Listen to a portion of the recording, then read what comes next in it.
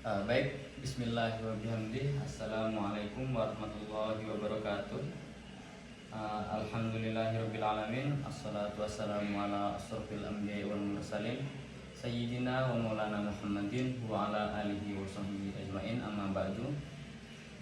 Baiklah, selamat datang di video saya. Pertama-tama marilah kita panjatkan puji syukur kehadirat Allah Subhanahu wa taala yang telah memberikan kita hidayah serta inayahnya sehingga kita dapat menuntut ilmu sebagaimana mestinya. Selanjutnya salawat serta salam tak lupa kita aturkan kepada kehadiran alam junjungan Nabi besar Muhammad Sallallahu Alaihi Wasallam yang telah membawa kita dari zaman kebudayaan jahiliyah menuju kebudayaan yang Islamnya seperti yang kita rasakan seperti saat ini. Baik, saya ucapkan juga kepada Ibu dosen, Ibu Hidayati yang telah mengampu mata kuliah micro teaching, yang dimana kita juga yang sebagai calon tenaga pendidik dapat belajar bagaimana menjadi guru yang baik dan benar. Baik, pada kesempatan kita pada malam hari ini, izinkan saya untuk menyampaikan materi terkait Kekaisaran Ottoman. Nah, seperti yang kita ketahui bahwa Kekaisaran Ottoman adalah kekaisaran atau kekhalifahan Ottoman adalah kekhalifahan terakhir. Nah, jadi setelah runtuhnya kekhalifahan Ottoman pada 1922, sudah tidak ada lagi kekhalifahan. Jadi sistemnya negara Islam saat ini hanya negara. Baik, mungkin ada beberapa aspek yang akan kita bahas terkait kekhalifahan Ottoman ini. Jadi sekarang saya tulis dulu ya.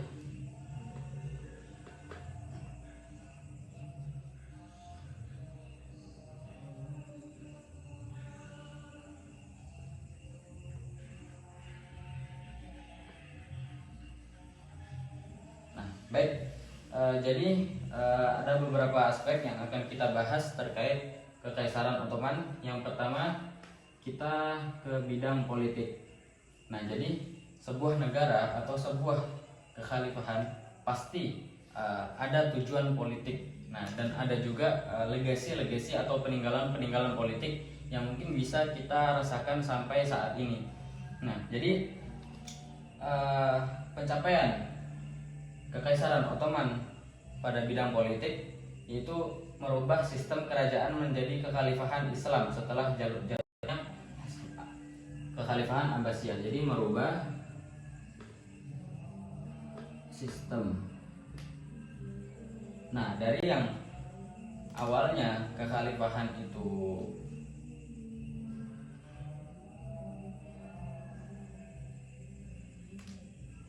baik, kita ke poin yang kedua, yaitu ada menyatukan dunia Islam dari Timur Tengah, Afrika Utara hingga Eropa Timur. Nah, jadi untuk perluasan wilayah pada masa Kekaisaran Ottoman ini sangat besar sekali hingga ke benua Eropa, Afrika Utara dan Eropa Timur. Nah, jadi pencapaian Kekaisaran Ottoman pada bidang politik termasuk perluasan wilayah.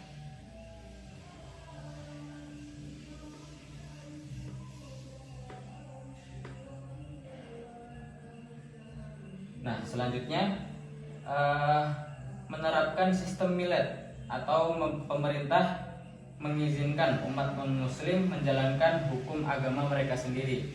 Jadi jatuhnya seperti toleransi, seperti di negara kita juga kita membolehkan umat-umat agama lain untuk beribadah. Jadi di sini poinnya yang kita tangkap yaitu toleransi.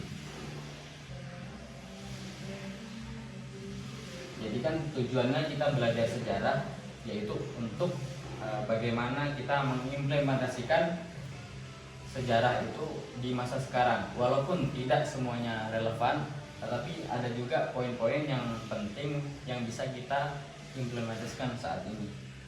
Selanjutnya, menegakkan hukum Islam syariat sebagai dasar pemerintahan terutama di wilayah Muslim. Nah, baik, selanjutnya kita beralih ke dari penghapus saya. Bentar.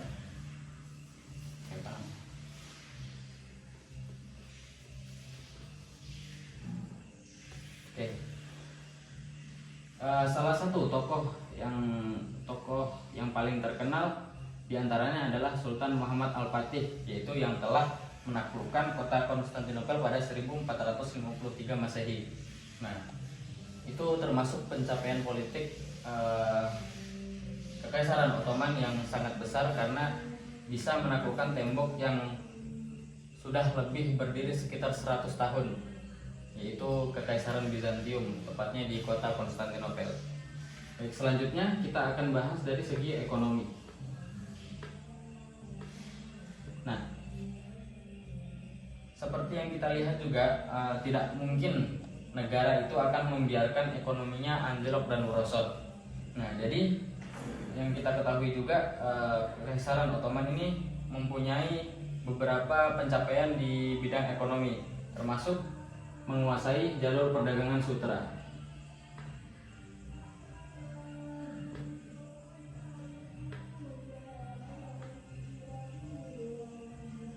Nah, sedikit informasi, jalur perdagangan sutra itu membentang dari Eropa Barat hingga ke China. Nah, itu sangat panjang sekali. Jadi Kekaisaran Ottoman bisa menguasai jalur perdagangan sutra, otomatis di situ bisa dibilang sangat kaya ya, karena di situ berlaku pajak. Nah, selanjutnya yang kedua, membangun pasar-pasar besar, karavanisasi, penginapan dagang dan pusat perbankan. Nah, jadi untuk meningkatkan ekonomi masyarakat di sekitar wilayah Kekaisaran Ottoman, pemerintah pada saat itu membangun bazar atau pusat perekonomian, pusat perbelanjaan. Jadi membangun pusat perbelanjaan untuk meningkatkan ekonomi masyarakat setempat. Baik, selanjutnya ke poin ketiga, yaitu menerapkan sistem pajak yang stabil dan mendukung pertanian, kerajinan, dan perdagangan laut. Nah, pajak. Keempat, yaitu menggunakan koin emas dan perak resmi yang stabil, jadi jatuhnya mata uang sendiri. Nah, kalau sebuah negara sudah mempunyai mata uang sendiri, otomatis ya karena dia menggunakan emas yang harga nilainya tinggi, otomatis saat itu juga negara itu termasuk maju ya, mata uang. Nah, jadi pencapaian ekonomi pada masa Kekaisaran Ottoman itu menguasai jalur perdagangan, membuat pusat perbelanjaan, memberlakukan pajak, dan mempunyai mata uang sendiri. Selanjutnya kita beralih ke kebudayaan.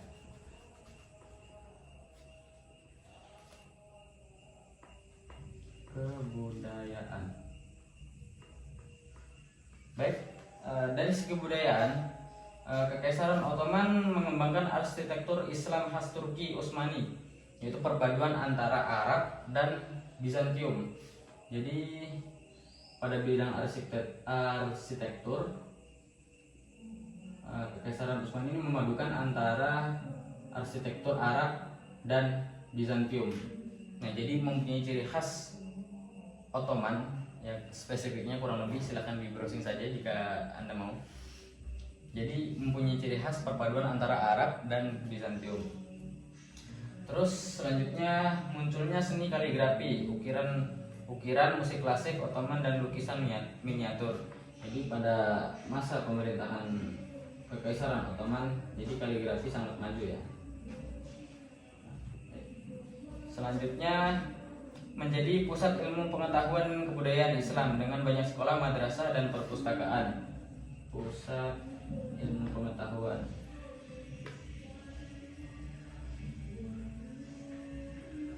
Kalau dilihat juga, karena saat itu negara Islam terbesar hanya di Kekaisaran Ottoman, yang lain-lain mungkin tidak seberapa ya, makanya dia menjadi pusat ilmu pengetahuan, dan di sana juga banyak didirikan madrasah-madrasah, perpustakaan. Ya. Selanjutnya kita ke bidang militer.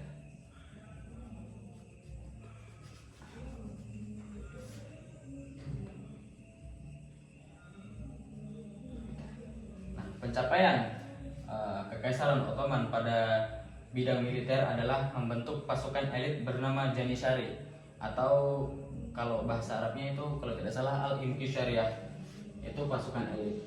Pasukan elit. Nah, pasukan yang sangat terlatih, sangat disiplin. Terus yang kedua, menggunakan senjata api, meriam besar, dan teknik pengepungan modern untuk menaklukkan kota-kota besar. Nah, jadi pada masa pemerintahan Kekaisaran Ottoman itu sudah mulai dikembangkan senjata api atau meriam-meriam. Nah, termasuk pada penaklukan tembok Konstantinopel itu ada meriam yang sangat besar. Itu penciptanya bernama Urban, kalau tidak salah dia orang Hungaria.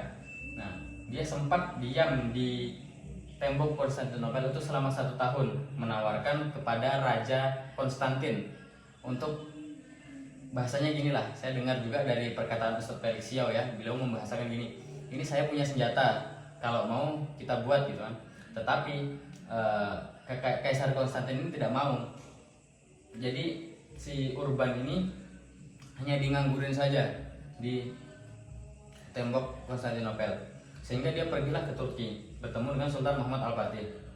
Nah, dia menawarkan senjata, dan disetujui oleh Sultan Muhammad Al-Fatih, dan dibuatlah senjata bernama apa ya? Lupa ya. Intinya meriam atau senjata api pencapaiannya. Selanjutnya yang ketiga, mempunyai angkatan laut.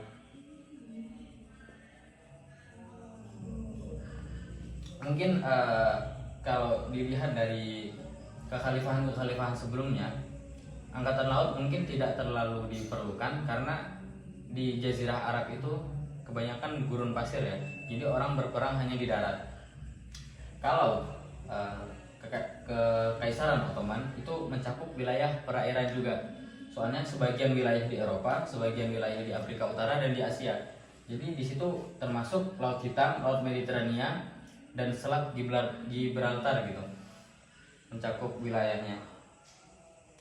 Selanjutnya yaitu sistem militer yang terorganisir. Jadi salah satu kekuatan terbesar di dunia selama berabad-abad. Jadi militer Kekaisaran Ottoman saat itu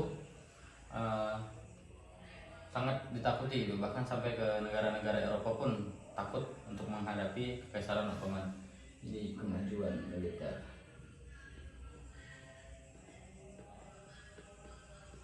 Nah, dan di puncak kejayaannya di bawah Sultan Sulaiman Al-Qanuni. Jadi wilayahnya meliputi Asia, Eropa, dan Afrika. Stabilitas politik, hukum, dan kemajuan budaya berada di puncaknya. Jadi pada masa kejayaan ini dipimpin oleh Sultan Sulaiman Al-Qanuni. Ya, baik, mungkin hanya itu saja yang bisa saya sampaikan. Jadi kesimpulannya, Kekaisaran Ottoman, kita membahas Kekaisaran Ottoman mengenai 4 aspek, yaitu politik, ekonomi, budaya, dan militer. Mungkin sudah saya jelaskan tadi. Hanya ini yang dapat saya sampaikan, kurang lebihnya mohon maaf. Sekian, assalamualaikum warahmatullahi wabarakatuh.